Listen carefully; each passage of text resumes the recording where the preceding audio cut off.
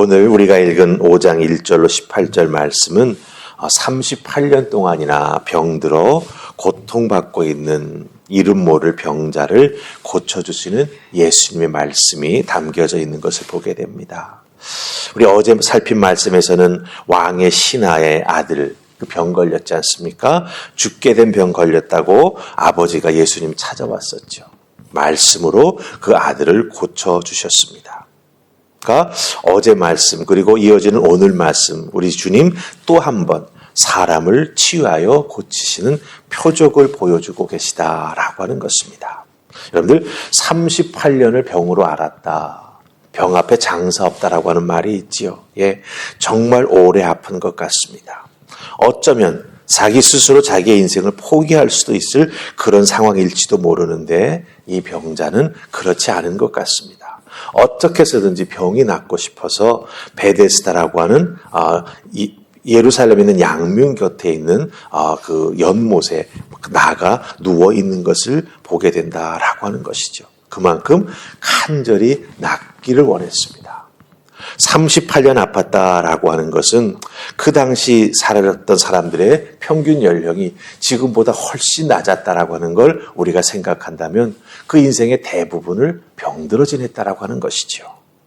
그만큼 비참한 상황 속에 있는 이 사람, 그럼에도 불구하고 간절히 병 낫기를 원하고 있다라고 하는 것입니다. 왜? 그것이 자기 인생의 가장 큰 걸림돌이요, 아픔이요.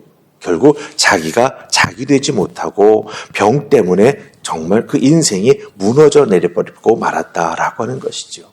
우리들의 인생에도 어렵고 힘들 때가 있습니다. 또 병이 찾아와서 우리를 힘들게 할 때도 있습니다. 정말 중요한 것은 무엇입니까? 그런 상황 속에서도 병 낫기를, 그 상황을 이겨나가기를 소망하는 간절한 마음, 그 믿음이 우리에게 꼭 있어야 된다라고 하는 거죠.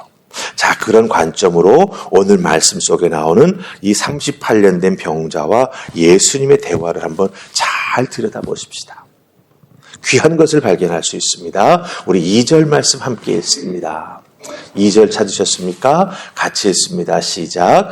예루살렘에 있는 양문 곁에 히브리 말로 베데스다라 하는 못이 있는데 거기 행각 5이 있고. 아멘. 자, 예루살렘 양문 곁이다 말합니다. 양문이라고 하는 건 양이 드나드는 문을 의미합니다. 그 옆에 베데스다 연못이 있습니다. 어쩌면 드나들던 양들이 거기에서 목욕을 축였을 수도 있지요. 근데 여러분들 베데스다라고 하는 이 연못의 이름 뜻이 뭔지 아십니까? 자비의 집, 은혜의 집이라는 의미를 가지고 있습니다. 이곳에 병 낫기를 원하는 38년 된 병자가 있었습니다. 물론 다른 병자들도 많이 같이 있었습니다. 자비의 집에, 은혜의 집에 38년 된 병자가 있었지만 예수님을 만나서 하는 말, 여러분들 7절 한번 잘 보시기 바랍니다. 뭐라고 말합니까? 물이 움직일 때에 나를 못해 넣어주는 사람이 없어서 내가 가는 동안 다른 사람이 먼저 물속에 들어가므로 나는 병이 아직까지 낫지 못하고 여기에 이렇게 누워 있습니다 라고 말합니다. 잘 보세요. 자기 스스로의 힘으로는 결코 병이라고 하는 자기의 문제를 해결하지 못하는 이 안타까운 상황에 처해 있는 병자가 이곳에 있다라고 하는 것이죠. 베데스다, 뜻은 은혜요, 자비의 집이지만 치유받지 못합니다.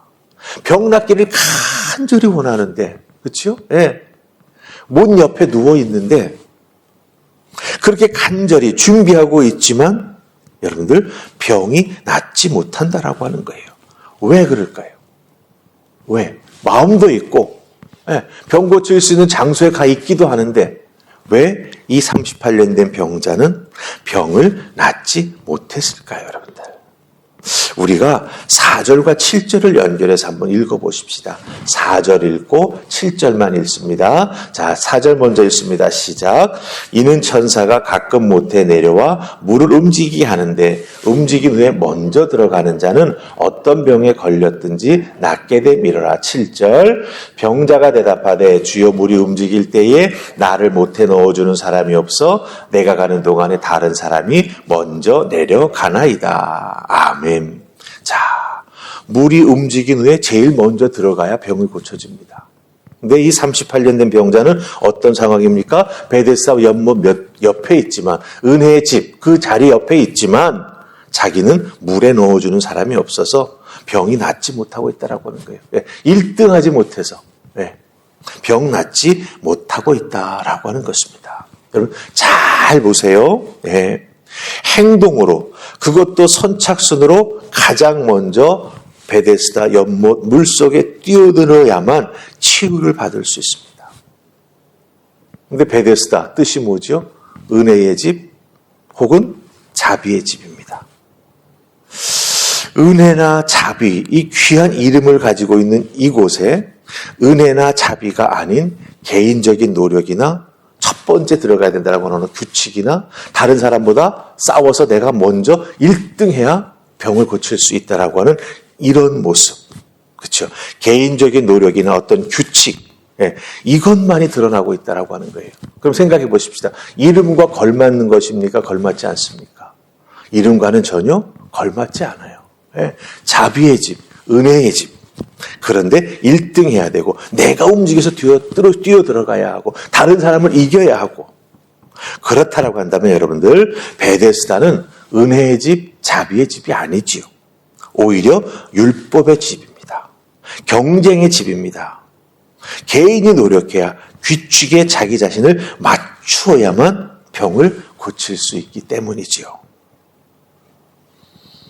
어쩌면 이것은 세상의 모습일 수도 있습니다. 그렇죠? 네. 우리 8절 9절을 보십시다.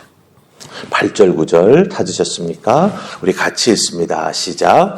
예수께서 이르시되 일어나 내 자리를 들고 걸어가라 하시니 그 사람이 곧 나아서 자리를 들고 걸어가니 이날은 안식일이니. 아멘. 근데 예수님께서 그 사람 사정을 다 들으셨지 않습니까? 그리고 병 낫기를 원하는 간절한 그 마음 들으신 다음에 38년 된 그 병자에게 말씀으로 고쳐주십니다. 뭐 규칙을 제시하신 게 아니에요. 그렇죠? 너 몇 바퀴 돌고 와야 돼. 이렇게 말씀하신 게 아니에요. 내 손을 다른 사람들보다 먼저 붙잡아야 돼. 이렇게 말씀하신 게 아니에요. 그 사정 들으시고 베데스다, 자비의 집, 은혜의 집, 거기에 은혜를 베풀어 주시는 예수님이 함께 계시면서 그 사람의 사정 듣고 말씀으로 고치시고 치유해 주셨다라고 하는 것입니다. 예수님에게서 고침을 받는 데 필요한 것은 무엇이겠습니까? 순서가 아니죠. 그렇죠? 자기가 스스로 하는 그 무엇도 아니라고 하는 겁니다. 주님을 만나고 주님께 자기의 사정을 아뢰고 주님 하시는 말씀 따라 움직여 나아가면 된다라고 하는 거예요. 38년 된 병자 그렇게 따라 했을 때 병도 고쳐 주셨습니다. 더 중요한 건 뭔지 아십니까? 그 베데스다가 베데스다 될 수 있었어요. 은혜의 집이 될 수 있었어요. 경쟁 아니지요. 내 스스로 아니지요. 베데스다에 주님이 찾아가셔서 그 병자의 마음 속에 있는 이야기를 다 들으시고 말씀으로 치유해 주실 때, 그때 베데스다, 은혜가 될 수 있었고 자비가 될 수 있었다라고 하는 것입니다. 여러분들, 우리는 어디에 다니고 있죠? 교회 다니고 있습니다. 교회는 주님의 교회입니다. 이 교회를 헬라어로 에클레시아라고 부릅니다. 마치 베데스라고 연못을 부르는 것처럼. 그런 의미에서 보자면 에클레시아는 몸모로부터 부름을 받다라고 하는 뜻을 가지고 있습니다. 몸모로부터 부름을 받다. 우리 주님께서 죄에 빠져있는 우리를 죄로부터 불러주셔서 구원받게 해주셨습니다. 죄로부터 부름받아 우리는 구원받았습니다.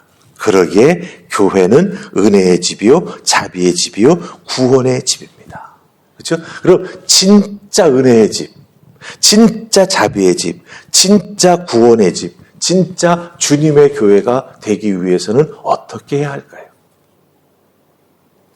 38년 된 병자가 물이 동하기를 기다리고 예, 내가 먼저 뛰어들어가야지. 이런 마음으로 상대방을 경계하고 상대방의 눈치를 보고, 그렇죠? 예, 상대방이 못 뛰어들어가도록 뭔가 방해하려고 하는 마음을 갖기 시작한다라고 한다면 그게 교회일까요? 아니지요. 내가 1등 해야지라고 마음 먹는 순간 교회는 교회가 되지 않습니다. 왜? 1등 해야지라고 할 때 다른 사람의 불행이 나의 행복이 되어버리기 때문이죠. 그러면 죄로부터 부르심을 받은 사람들의 귀한 모임인 교회는 다시 죄로 돌아가게 된다고 하는 거죠. 그렇기 때문에 오늘 이 말씀 속에서 이 교회가 정말 이 베데스다처럼 은혜의 자리가 되고 자비의 자리가 되고 죄로부터 부름을 받은 사람들이 하나님의 은혜와 예수 그리스도의 사랑에 감사하면서 신앙생활에 나아가기 위해서는 어떻게 해야 될까요? 네, 서로가 하나가 되어야 합니다. 네, 아픈 사람 모두가 준비하고 있다가 물이 동하면 같이 뛰어들면 되잖아요. 왜 내가 꼭 1등 해야 되죠? 아직도 세상의 원리를 교회에 와서 우리는 그대로 적용하려고 합니다. 우리 주님, 낮아지는 자가 높아진다고 하셨습니다. 섬기는 자가 진정으로 큰 자라고 말씀하셨습니다. 우리 주님, 제자들의 발을 씻어주셨습니다. 죄인들을 위해 십자가에 달려 죽으시고 피 흘려 주셨습니다. 그 은혜를 덧입고 우리가 예수 그리스도를 믿는 구원받은 자들이 되었고 하나님의 자녀가 되지 않았습니까? 그런데 우리 속에는 아직도 내가 1등 해야지 이런 생각이 있다라고 한다면 우리의 믿음의 모습이 바르지 못하다라고 하는 거죠. 그러게 여러분들 교회가 교회되도록 이 교회가 치유하고 살리고 구원하는 베데스다의 역할을 잘 감당할 수 있도록 어떻게 해야 되겠습니까? 함께 손에 손을 잡고 격려하면서, 그렇죠? 쓰러지는 사람 일으켜주면서 정말 주의 은혜가 임할 때 이 초대교회가 120명의 성도들이 다 은혜를 받았지 않습니까? 성령의 충만을 받았지 않습니까? 그렇게 빠짐없이 온 공동체가 주님의 은혜를 받고 세워져 나아갈 수 있도록 함께 기도하고 함께 지체의식을 가지면서 세워나아갈 때 주의 몸된 교회는 참으로 에클레시아, 죄로부터 부르심을 받은 자들이 구원의 공동체로 나아가면서 서로 은혜를 나누고 자비를 나누고 세워주고 지켜주는 아름다운 공동체가 될 줄로 믿습니다. 그런 은혜가 여러분의 삶을 통해서 교회가 또 같은 은혜를 나누면서 하나님께 영광 돌릴 수 있는 귀한 모습이 있기를 주님의 이름으로 축복합니다. 아멘. 우리 기도하십시다.